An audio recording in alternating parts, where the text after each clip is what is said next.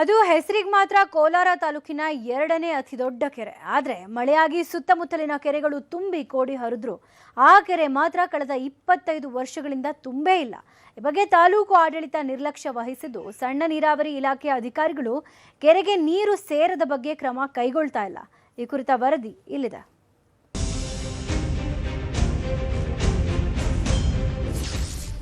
ಇಪ್ಪತ್ತೈದು ವರ್ಷಗಳಿಂದ ತುಂಬದ ಕೆರೆ, ಸುತ್ತಮುತ್ತ ಒತ್ತುವರಿ, ರಾಜಕಾಲುವೆಗಳು ಮಾಯ, ಕೆರೆ ಮಣ್ಣು ಲೂಟಿ.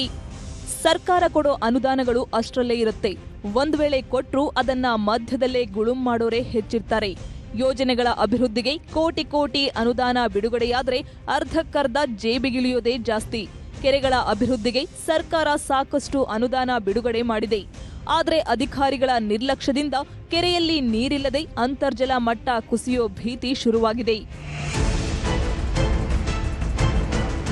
ಇದು ಕೋಲಾರ ತಾಲೂಕಿನ ಸೀತಿ ಹೊಸೂರು ಬೈರಂಡಹಳ್ಳಿ ಗ್ರಾಮದ ಕೆರೆ. ಕೋಲಾರದ ಎರಡನೇ ದೊಡ್ಡ ಕೆರೆ ಎಂಬ ಹೆಗ್ಗಳಿಕೆ ಬೇರೆ ಇದೆ.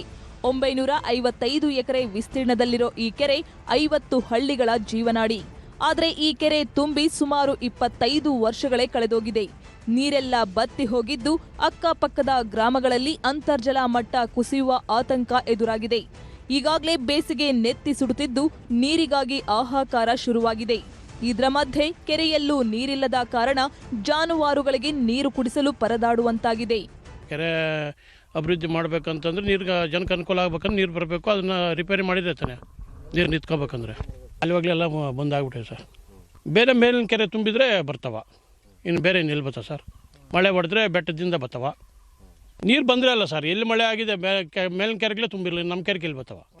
ಇಡೀ ನಮ್ಮ ಕೋಲಾರ ತಾಲೂಕಾಗಿ ಹೇಳ್ಬೇಕಂದ್ರೆ ನಮ್ಮ ಕೆರೆಗೆ ನೀರು ಇಲ್ದಿದ್ದು, ಎಲ್ಲ ಕೆರೆಗಳಿಗೂ ಇವಾಗ ನೀರು ಐತೆ ನಮ್ಮ ತಾಲೂಕಲ್ಲಿ. ಕೆರೆಗೆ ನೀರು ಹರಿದು ಬರಬೇಕಿದ್ದ ರಾಜಕಾಲುವೆಗಳು ಹಾಗೂ ಪೋಷಕ ಕಾಲುವೆಗಳೇ ಮಾಯವಾಗಿವೆ.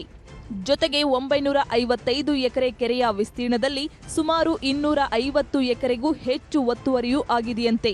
ಸುಮಾರು 3 ಕೋಟಿ ವೆಚ್ಚದಲ್ಲಿ ಕೆರೆ ಕಟ್ಟೆ ಅಭಿವೃದ್ಧಿ ಹಾಗೂ ಮೋರಿ ನಿರ್ಮಾಣ ಕಾರ್ಯ ನಡೆದಿದೆ.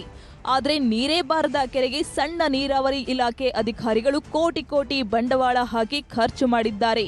ಕೆರೆ ಬತ್ತಿ ಹೋಗ್ತಿರೋದ್ರಿಂದ ಮಣ್ಣು ಲೂಟಿಕೋರರು ಕೆರೆ ಒಡಲನ್ನ ಬಗೆಯುತ್ತಿದ್ದಾರೆ. ಕಾಲುವೆಗಳು ಮಾಡಿದ್ರೆ ಕೆರೆಗೆ ನೀರು ಬರ್ತಾ ಇತ್ತು, ಆಗ ಮಾಡ್ತಾ ಇಲ್ಲ. ಕೆರೆ ಕಾಲುವೆಗಳು ಇದ್ದಿದ್ರೆ ಭಾರಿ ಉತ್ತಮವಾಗಿರೋದು.